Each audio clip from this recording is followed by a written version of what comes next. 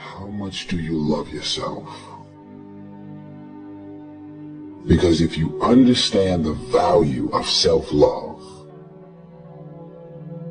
you'll never be friends with those type of people. Most of the people out here are running around empty.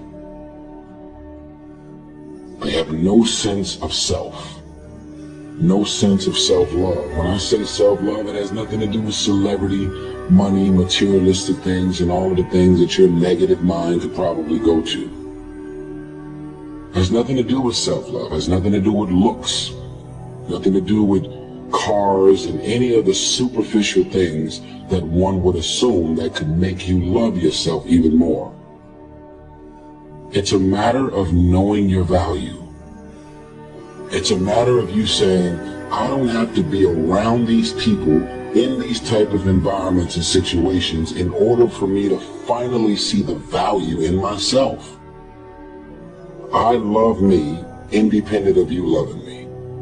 I believe in me. I know my self-worth. I am here and I have a purpose.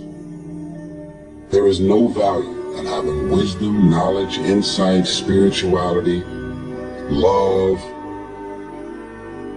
Every day, I am a work in progress.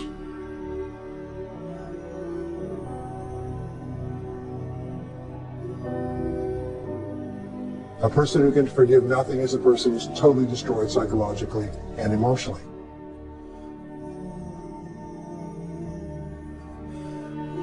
Forgive your parents. Forgive any relationship that you ever had that didn't work out. Forgive everyone else in your life that has ever hurt you in any way. Forgive yourself.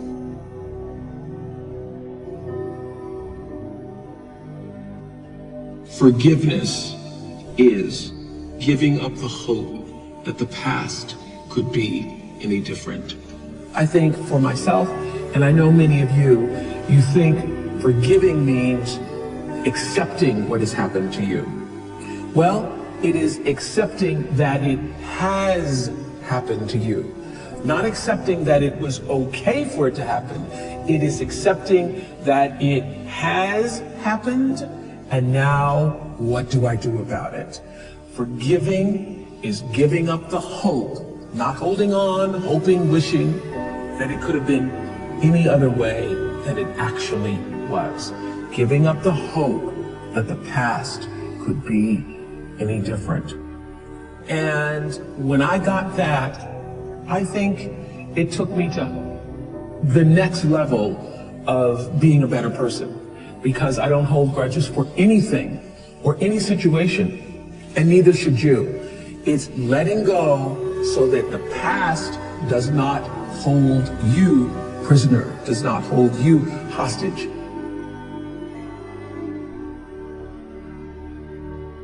See, life is cyclic. You're not, whatever experience you're having right now, it has not come to stay. It has come to pass. Not to stay, just to pass. It's just going through.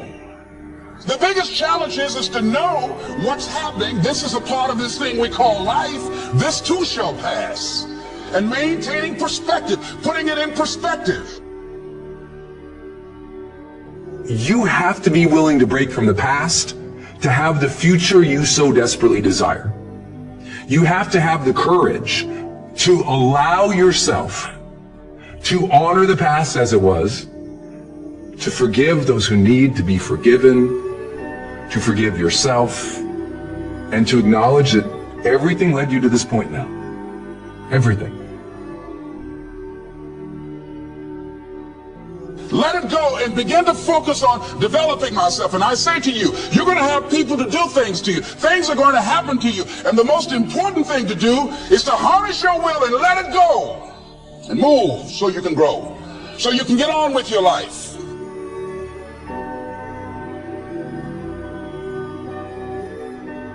It doesn't matter about what happens to you. What matters is, what are you going to do about it? What are you going to do now, Les?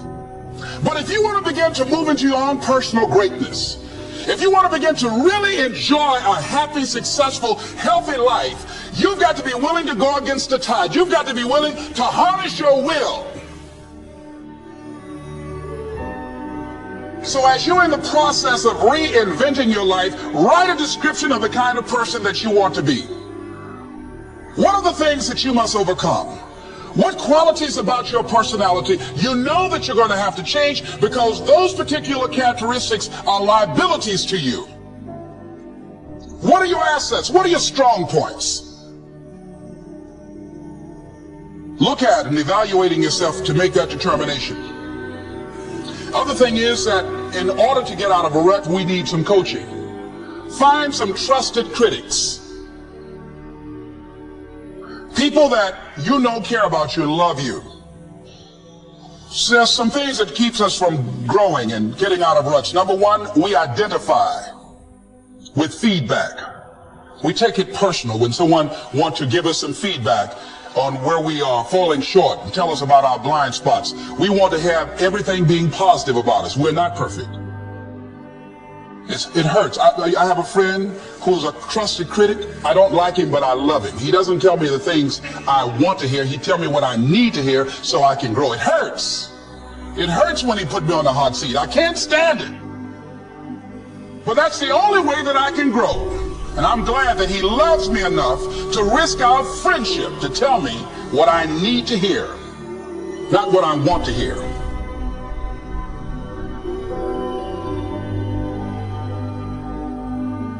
High performers are not dissatisfied strivers. They're not. They're happy. High performers are happier than their peers. We all believe that to get to the top, it's going to be lonely at the top, and we all believe you have to grind and kill yourself to get there. Yeah. And that's completely wrong, and the data proves it worldwide, which is, I think, just overcoming a lot of people's biases about how we work today, because right now, especially today, like, grind on social media is so popular. Or hustle. And by the way, none of the top 15% of high performers worldwide identify with those words. They literally don't. We asked them, we did a whole keyword analysis. Yep. This was actually pretty cool. And high performers explicitly say, these are the three driving feelings. If we said there was a high performance state, it's driven from these three things. Number one, full engagement. Yes. Number two, joy. Yes. And number three, confidence. Yes. That's what they relate with, okay? That's where it's coming from. It's a joyous journey, not a dissatisfied one. And I had this conversation in the book because I kind of maybe frame it this way. Each of these chapters opens with a vignette of somebody I worked with or a situation that I was in that demonstrated high performance. In this particular situation, I'm walking on a stage, thousands of people, after a very famous musician was out there and was telling the audience that that person's secret to success, remember, thousands of people, yes, their secret to that person, their whole speech, their secret to success was never settle. Never settle. Nothing is enough. Never settle. And never be satisfied. Never be satisfied. Always demand more. And I'm like, oh, my second slide, which was going to be on Jumbotrons in like 80-point text, was strive satisfied. I'm like, oh, I'm going to have to dispel this for all these thousands of people. I was totally freaked out. Yeah. But what I had to explain to people was not only the data, but it's this. If you're never satisfied, I mean, is it true that life is precious? If it's true that life is precious, and you could be gone tomorrow, do you really want to think, you know what, I just never felt fulfilled? I never allowed myself to have a moment of credit. I never allowed myself to have a moment of peace. I never allowed myself to look at that and say, good job. That's not the way to live life. I think just at a spiritual level, it's a bad movement. This book doesn't really go into a lot of that. It's more about the science and the heart stuff. But I think it's really important that people realize your job is to strive satisfied. And if you strive satisfied more often, you will be more of a high performer. And if you never give yourself credit, you're always beating up on yourself, you're always thinking that's not perfect enough, then what's going to happen? Dissatisfied people burn out and they quit more often than satisfied strivers. So take joy in the moment, engage with what you're doing, allow credit and satisfaction and joy to come in. You can always be improving. Of course. But be improving joyfully. Yes. And if you're improving joyfully, then you're learning, you feel curious, you feel engaged, the joy is there, you'll get more confident because you're like, I'm gonna learn through this anyway, this is gonna be great. Because you know, this thing is all over social media right now, like, you know, Brian, work, whatever. And I'm like, it's popular, and I see why that happens, and I see why it's catchy. It's just not scientifically valid.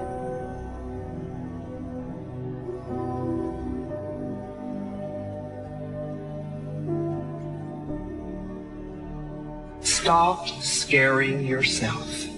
How often do you terrorize yourself with your own thoughts?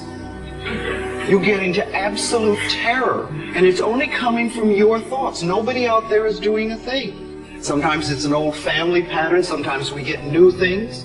I would like people, when you have time, to make a list of your fears. Make a list of your fears. And then give yourself the opportunity to turn each fear into a positive affirmation. Turn each one into something positive. And remember, always you are in charge. You are always in charge. See, one idle thought doesn't make a whole lot of difference. Thoughts are like drops of water. You drop a drop of water and it doesn't mean much. But if you keep dropping and keep dropping, you get a puddle on the floor, and then you can get a little pond and a lake, and finally you can create an ocean. And with our own thoughts, we can drown in a sea of negativity, or we can float on the ocean of life. And it's up to us. The thoughts we think accumulate. And what sort of puddles are you standing in? Or are you up to here? Or are you up to here and trying to paddle? You know, what are you doing to yourself? When we're willing to change our thinking, we can change our experiences. And it doesn't matter if you've got a big puddle of negative thoughts. You know, you can move over here and create a puddle of mindfulness, positive thoughts. You can make changes, always. So you want to turn those fear thoughts into positive affirmations. Let them work for you.